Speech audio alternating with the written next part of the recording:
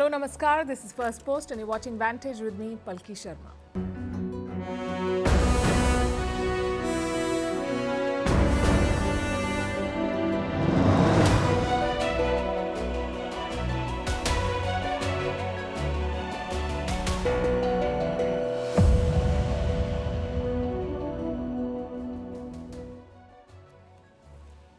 Wild, dangerous and inconsistent. That's how Donald Trump's Ukraine policy was described, but now it's on the verge of delivering. Ukraine has agreed to a US ceasefire proposal. They're willing to stop fighting for 1 month to discuss the next steps.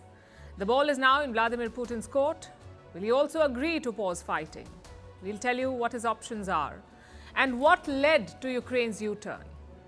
Meanwhile, Donald Trump turned the White House into a Tesla showroom. The US president bought Elon Musk's car in a show of support for US products.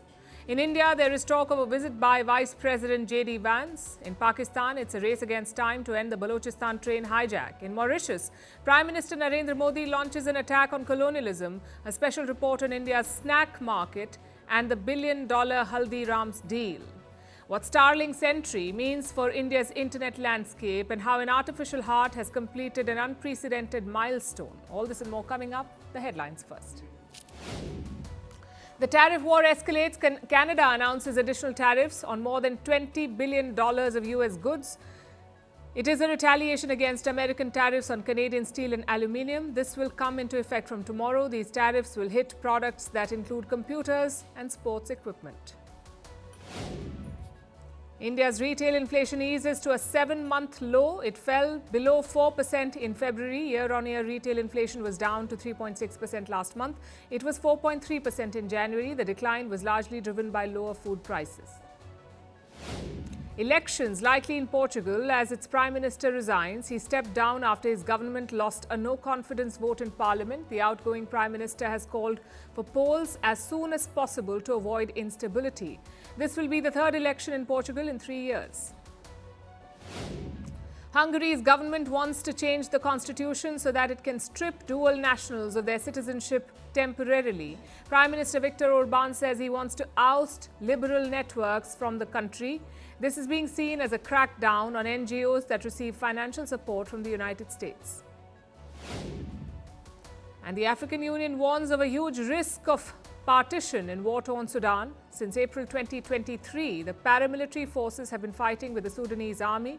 Last month, the paramilitary announced that they were forming a parallel government. The conflict has killed thousands of people and displaced more than 12 million citizens. Merci beaucoup. Hi. How are you? Very well, thank you. Thank you for being here. Namaste, Mr. President. Bharat Kelogan, Komeri Namaste. How many people generally follow you in interviews? Typically, in a month, we have viewers up to 150 million. That's more than twice the population of France. And in the last 2 years, we had 3 billion viewers. So I say, Laurent, this is your chance to be famous. You're on Firstpost. One word to describe your equation with Prime Minister Modi. Amitié. As India and France work together, are you creating a new era of non-alignment in the technology space? India is a training superpower. 1 million engineers a year, more than all of Europe and the US combined. So we have that partnership. We have a partnership on the environment and the economy. We also have civilian nuclear programs. And that is something we've developed far beyond the France-India relationship. So we want to work together on AI. And then comes China with its DeepSeek, creating models at a fraction of the cost. Did that innovation take you by surprise? Did that breakthrough make you sit up and think, what did the Chinese do and how? But what did DeepSeek do? They took everything that was already available from the last AI model and then they recalibrated it. So are you going to ban Chinese AI in France? So we don't have this American approach of banning tech because of where it comes from.